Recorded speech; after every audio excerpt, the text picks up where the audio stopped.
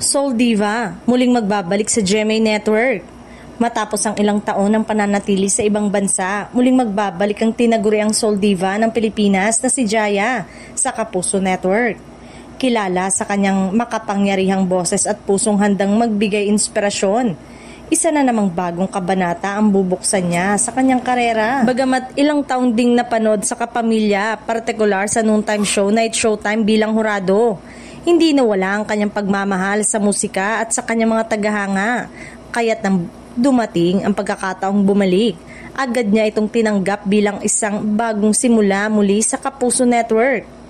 Inaasang makikita muli ito sa mga musical variety show at special Kapuso program, kung saan makakasama niya ang iba pang malalaking pangalan sa industriya.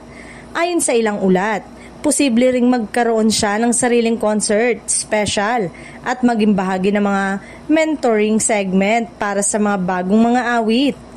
Para sa mga fans, ang pagbabalik ni Jaya ay hindi lang pagbabalik ng isang artist, kundi pagbabalik ng isang tinig na nakapagbigay ng saya, lakas ng loob at inspirasyon sa maraming Pilipino.